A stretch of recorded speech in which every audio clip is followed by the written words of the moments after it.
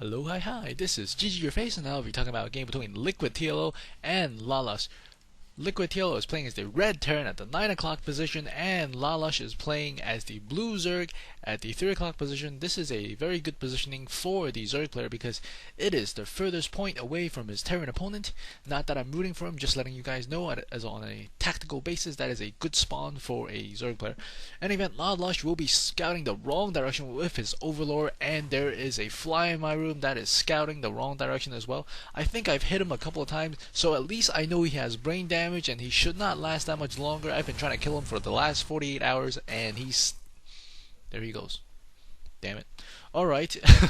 There's a drone flying around. A fly droning around. A drone is gonna go at the 6 o'clock position and he won't be able to find LiquidTLO there. And LiquidTLO has not yet put down his barracks just yet, but he's gonna do so very, very soon, and he's gonna put it at the ramp and block off the choke. That is a very good idea, especially against the Zerg player. Is not so great an idea against other Terrans or Protoss players because your choke points might be lost relatively easily to certain sort of builds. I will go into that a little bit later, maybe at a later video. And a spawning pool has gone down a little bit late. Spawning pool. This spawning pool was able to go down slightly later because he did scout that it was not at the closer positions and at the further position. That's why that spawning pool went down slightly later, and he's not going to grab his extractor as early either because he's not that close to his opponent. And we do see LiquidTLO does have a refinery, but he did decide to take off all the SCV from the refinery and mine minerals completely. And right now LaLush is trying to prevent him from building a factory, but he does actually put down the factory. And this Overlord is moving closer and closer to the base, and a second drone is... Ooh, the drone actually got out that time, I think. Yeah, he did get out somehow. You can have the drones click on a mineral patch. So for instance, if your drone is on this side of the wall, if you click on the mineral patch over here, if you right click it, you can actually get him to sort of run through cracks, if you will, between the buildings, or if he's getting surrounded by some sort of units, but it will not allow him to pass through walls and time and space and such and such. And ooh, oh, he almost got in there. This was down. The supply depot was down for a second, and SCV does go down for the Protoss player. I believe he lost 2 SCVs. We see 2 units lost, and not quite sure what happened there. Well, we do have a couple of Zerglings running around in the middle of the map, and LaLush has grabbed his first expansion, and he now has only 2 drones on the gas line. He probably just wants 100 gas so he can grab the metabolic boost for his Zerglings. Oh, I think that fly just landed in my hair. That was uncomfortable. I almost smacked my head there. In any event, these 2 Zerglings in the back of the base, I'm not quite sure what they're doing there because the Reapers, if they were to come, they would come from this position on the map. And we see the hatchery is about to be finished, and he is actually building a command center, LiquidTLO, and he's thinking about grabbing an expansion to set himself equal to the Zerg player as well. We see one Hellion coming around to do some harassment. These Zerglings trying to prevent him from getting up the ramp, but he actually does get up the ramp, and he should be able to go and light up some drones if he pleases. He's actually going to chase down that last Zergling and kill it. And a couple of roaches spawn, and I think that should end this Hellion's life unless he gets... Ooh, he actually runs away. Very, very good micro there by LiquidTLO. A lot of players will just leave the Hellions and forget about him, and now he's actually trying to burn away this hatchery. Not to great effect because the hatchery does have quite a bit of HP, and each blast only takes away around 10 or so damage. One Overlord inside the base, another Overlord over here. Let's see what each player knows about the other player.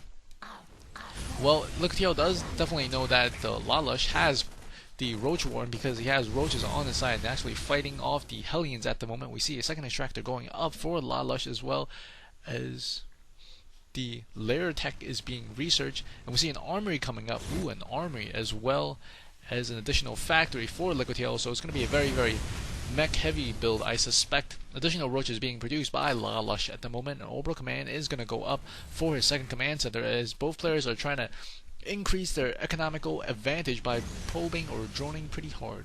SCVing. This one Overlord just overlooking the refinery of LiquidTLO, and LiquidTLO is very, very nice with his micro. If you notice, this Hellion is almost dead, has 2 kills, 0 kills, 0 kills, so this one Hellion, very, very close to death, is gonna fight these roaches, he has no fear. He has 11 HP and no fear. And he's gonna fight it. We do see a Bailing's Nest coming up. I don't know if LiquidTLO has seen this. I believe he has. And at the moment, if we take a look, actually, both players have seen exactly what the other player has in terms of tech. And we do see one Thor is coming out. And ooh, actually, LaLush doesn't know about the armory that LiquidTLO has inside his base. And we do see weapons upgrade number 1 going up for the Terran player, LiquidTLO, and he's still harassing with the same 4 Hellion. None of these Hellions has gone down, but if you look at the roaches, they're actually quite low on HP. Very, very nice micro there by LiquidTLO, keeping LaLush on his toes. You want to waste your opponent's micro, macro resources as much as possible, and this is a very, very good way to do it. This Hellion's still alive. Ooh, actually just went down at that moment. But very, very nice micro here by LiquidTLO, constantly harassing these roaches, and I think it was more than worth it unless he lets them recharge, but at least it makes your opponent think twice about leaving their base because you're constantly harassing them. And we do see Ventricle Shacks along with the... what is the other thing? The other thing is the thingy over here.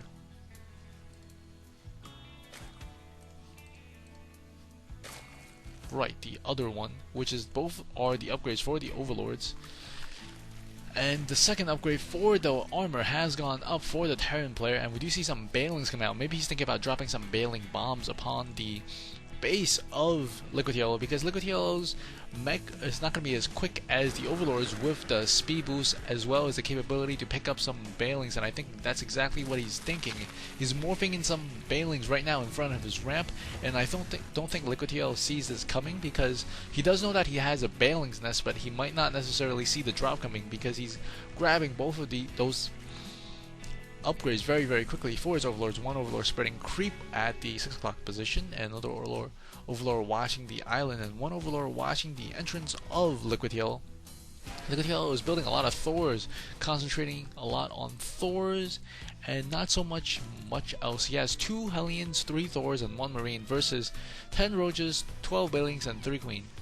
On paper, that is pretty, I think, well, evenly matched, but when the macro and the micro of these players are considered, all things are not created equal, and we see 2 SCVs running across the map for some reason. We see 2 Thors taking the Zonaga watchtower, and I don't think he saw this drop. It was just outside the edge of the vision of the Thor. Some drop coming from here, and the Thor will catch a glimpse of the 2 Overlord that's coming in. He will know what's going on because those Overlords are moving awfully fast, and now he's retreating his Thors back into his base. And we do see additional upgrades, metabolic boost, and clear reconstitution for the Roaches as well as the Zerglings. And these Overlords along with these Overlords are thinking about attacking, I think. At the same time, he's going to grab the gold expansion. Very, very good idea. Or maybe not grab the gold expansion. And I think he's going to go in for a drop relatively quickly. He's actually moving across the middle of the map, maybe thinking of engaging the Zonaga Watchtower as a distraction while he's dropping right now. He's going to drop in the main. Actually, the SCVs are running away. Very, very well played there. And these Overlords are trying to get some kills. Does get about 6, 7. Ooh, a nice amount of SCVs. And ooh, he's actually moving these Bailings on top of the SCVs. Wow, a huge blow to LiquidTLO. A very, very fine play from LaLush there. If we take a look at the unit count right now, it's about 46 drones to 25, almost double, just because he dropped those Bailings. But those Bailings did cost a lot. And right now, the Terran player is getting additional upgrades. He already has 1/1 upgrades, and that attack, I think, paid off. He did lose a couple of Roaches there in the middle, but he has taken out a great chunk of the economy of the Terran player. If we take a look at it right now, more than double the amount of gas and about double the amount of income for the Zerg player, LaLush, and he's also grabbing his third base on the island currently. But the upgrades are going up for the Terran mech, even though they're very, very slow, they're very, very powerful. So I think the Zerg player does not really want to engage it head-on, but he does have an advantage right now, and he is getting missile attack as well as the ground carapace number 1. And Neuroparasite is also being researched. He's probably thinking about grabbing a couple of those Thors for himself as well. 2 Infestors in the battle. 1 Roach will be able to stay out here and see exactly when he's going to attack and what he's attacking with. Or maybe that was a little misplay, who knows. And these Thors are actually 2/2 upgraded, so it will be will be very, very difficult for LaLush to deal with it, especially with these siege tanks coming into play very, very soon. Siege tanks are sieging up in the back, and the Thors are pushing forward. This is a very, very slow but a very deadly push from the Terran player, and we do see a lot of roaches on the way, and we might see a very, very nice engagement very quickly. These infestors are in the high ground. They want to get a hold of these Thors, and these Thors are within the range of those infestors, I think. And the siege tanks are laying siege upon the base, only taking out the Bailing's nest from there though. And these Thors are in the right place, and the roaches are going to go in. No, that was a fake. And SCVs are repairing the Thors very nicely. And the roaches and the drones are actually flying backwards right now. And now he's going to try and engage. He's going to grab one Thor. He actually grabbed the tank, and he grabbed the Thor. And now he's going to attack and focus fire on these Thors. The Thors are going down very, very quickly to the focus fire of the roaches. 2 tanks sieging up in the back. Maybe not in the best position, but the roaches have taken quite a bit of damage, and all of them are very low on HP, and actually focus firing on the tanks instead of the Thor. I think he could have taken down the Thor as well if he focus fire. And he's going to be able to... Yes, he does! Wow, amazing. Amazing, amazing, nice hold there by LaLush. LiquidTLO does lose quite a bit of his army, and right now if we take a look at the income tab, double the amount of minerals but not double amount of gas, because he's not really mining a second gas at the moment. Additional infestors being produced, the neuroparasite has paid off, I think, because it does help quite significantly. Even though it's a couple of seconds, a lot of players don't like using it after the little nerf in beta, because it made them a lot weaker. And we do see that a bunch of roaches is taking out that Hellion that was at the 6 o'clock position. A couple of Hellions coming out across the middle. I think right now the upgrades are going to start kicking in LiquidTLO's favor, because right now it's 1-1 versus 2-2. These infestors are by themselves. These Hellions trying to take care of it, but the infestors do run away, and we'll throw down a couple of infested Terrans to help out. These roaches are going to try to take out this Hellion, and the Hellions are actually running away at the moment. The gold expansion is gone up for LiquidTLO. Very, very good idea, laying siege to the middle of the map, trying to take exactly 50% of the map. If you can keep on even bases with the Zerg and get a good income, then it's a very, very nice situation for you to sit in. Both players rebuilding their army a little bit after that huge encounter. This one Overlord is still at the entrance of the Terran, and I think this one little SCV, kind of like the Zealots or Stalkers in my army, stuck behind the base, unable to do anything in the back. 2 additional refineries going up, and we see some roaches running across the map, maybe able to snipe these Hellions, and they do. One Hellion running on the side to ensure that he's not really expanding. And let's take a look at both players. Right now, LaLush doesn't know about the Go expansion for LiquidTLO, and LiquidTLO actually knows about the island expansion for LaLush, and this barracks will be able to scout. Barracks 150 minerals, very, very good scout if you're going to be a mech heavy army, because you don't really need that infantry producing unit, and he will see a whole bunch of Bailings run past along with some infestors, so this is very well worth it. And we do see a sensor tower go up on the side there, and this Hellion is still running around trying to ensure that he's not expanding to the 6 o'clock position for LiquidTLO. LiquidTLO is laying siege to the middle of the map with a bunch of Thors and a bunch of tanks. That is not a good position. I don't think you want to engage. I mean, that is a great position for LiquidTLO, but that is not a good position for LaLush to be in. I don't think he wants to engage this, because he's going to take a lot of heavy fire, especially from a 2-2 upgraded versus a 1-1 upgraded. And he does smartly back off, and this barracks is still alive, just floating over, and he's not actually saturating this base at all. If we take a look at the income now, LaLush is still ahead, but at the same time, the LiquidTLO has gotten a lot more gas, almost doubled the gas. So gas is actually in favor of LiquidTLO, surprisingly, even though he does not have that many workers. And this Hellion is patrolling. The force is thinking about taking out the Hellion, but they still haven't shot at the Hellion or the barracks. This barracks still alive. Very, very strange. This is almost like an observer at this point. It's almost invisible to the Zerg force.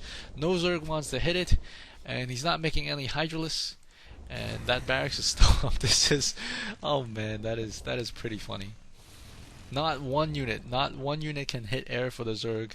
Or maybe he completely forgot there's a barracks floating overhead.